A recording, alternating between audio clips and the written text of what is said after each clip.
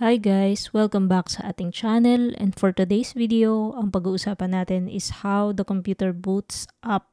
Okay?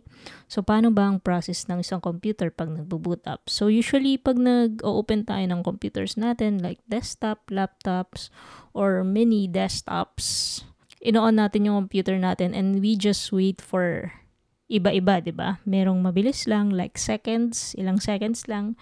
Minsan matagal, sobrang tagal. So dito malalaman natin kung bakit minsan matagal and minsan mabilis yung pag-boot ng ating mga computers. Okay? So pag-usapan natin ang boot up process niya. So sa isang desktop computer, sa isang standard desktop computer, usually ang power on button is nasa bandang gitna. Minsan nasa taas. So once we turn on the power button, ang unang-unang magi-start na mag-process is the power supply. So usually itong power supply na to, kung nakikita nyo ngayon, ito yung usually nakikita nyo sa likod ng isang CPU, diba? Yung merong on and off button and dito kayo nagsasaksak ng power cable. And usually, ang power supplies, meron siyang fan sa loob. And then, sa likod nito, hindi lang ako nakakuha ng picture na merong mga cables. Yung cables na yun ang connected sa motherboard. Okay? And then, yung ibang cables na yun is connected to this power button. Okay? So, once na mag-turn on ng CPU, dadaan sa power supply, next is the motherboard. So, si motherboard na yung bubuhayin ni power supply.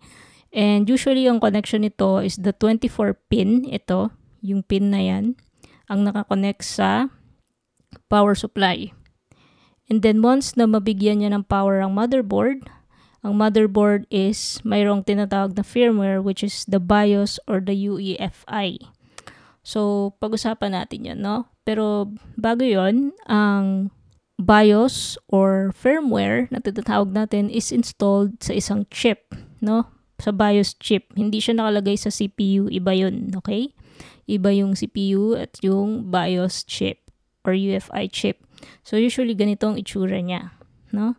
Pag nakita niyo tong motherboard na to, ito kasi medyo lumang example na to no? Ito siguro yung kanyang BIOS.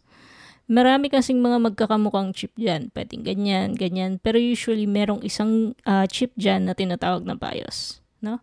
Or UEFI. Next is, magbo-boot siya either BIOS or UEFI. So, sa BIOS, ito yung tinatawag nating Basic Input-Output System.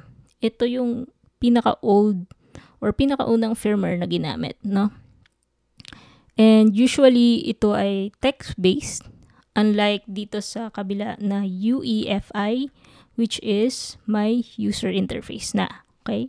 So, pag-usapan natin yung difference ng dalawang to, no? So, pagdating sa drive support, kung maglalagay tayo ng mga storage, no?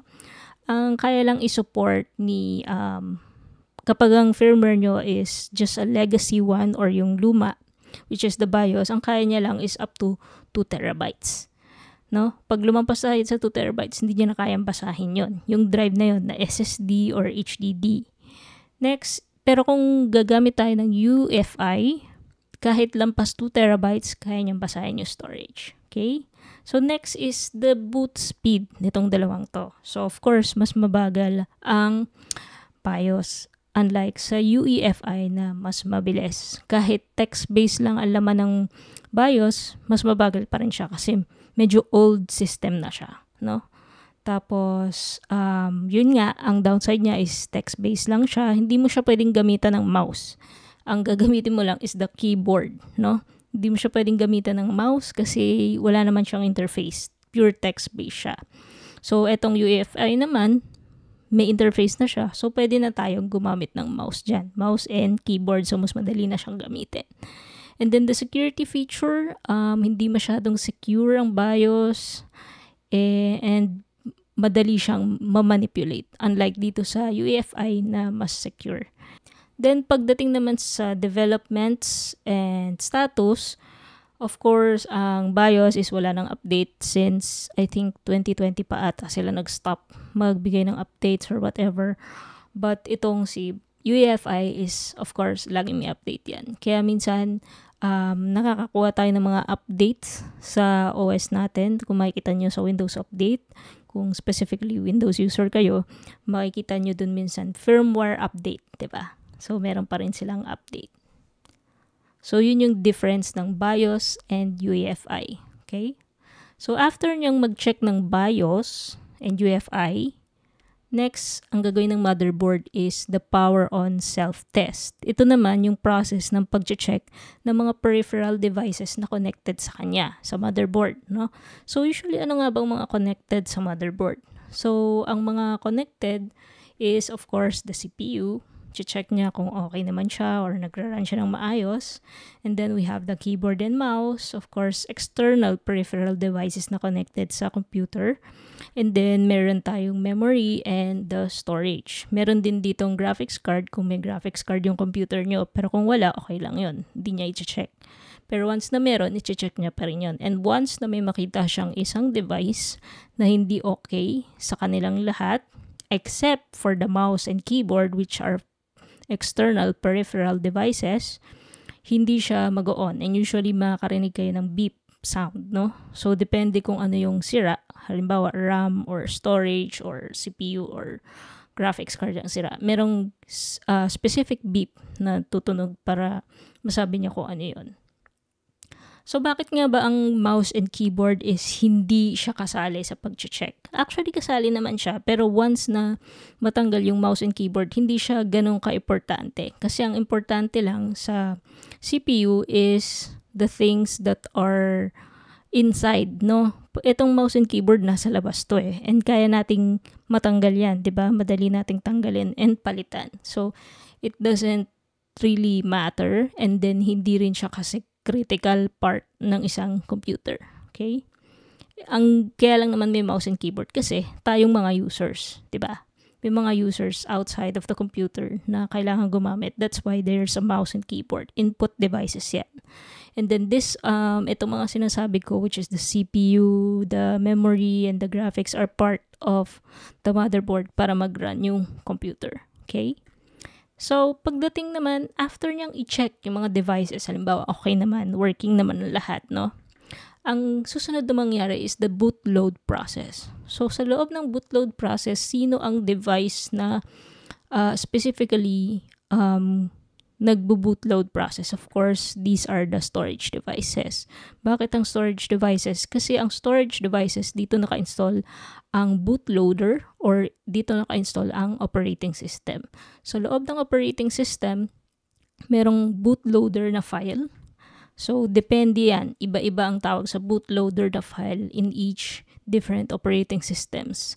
So, usually, pag sa Windows, ganito ang tawag. Sa Linux, ganito. Sa Mac, ganito.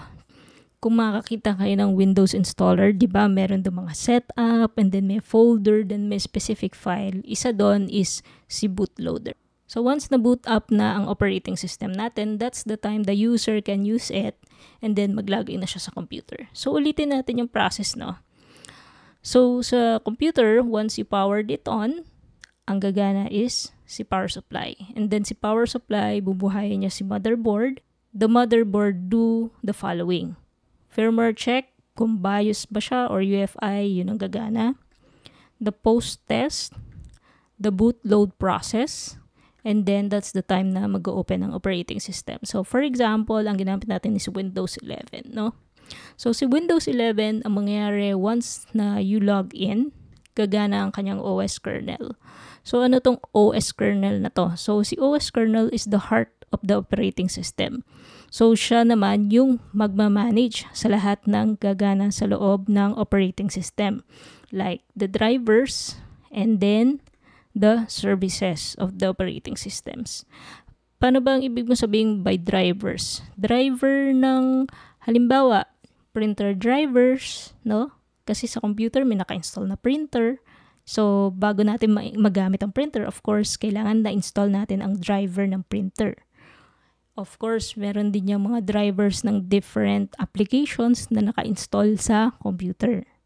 And then, the next one is the services. Ano ba itong mga services na to? So, usually, kung mapapansin nyo, once na mag-on kayo ng computer, merong mga tumatakbo sa background, diba? May mga bigla-biglang nagbubukas na applications. Yun yung mga services on startup. Yun yung mga applications na nakalagay sa startup or sa services na services na automatic nagagana once you boot up your computer. So, kung mapapansin nyo, pag pumunta kayo sa Task Manager, or once na pumunta kayo sa startup, makikita nyo yung mga different services na automatic naglo-load. Pwede nyo yung i-stop or i-pause. Pwede nyo ring i-enable once na mag-on ang operating system. So yun guys yung process ng pag-boot up ng isang computer. Sana may natutunan ulit kayo sa ating short video for today. And see you again next video. Bye guys!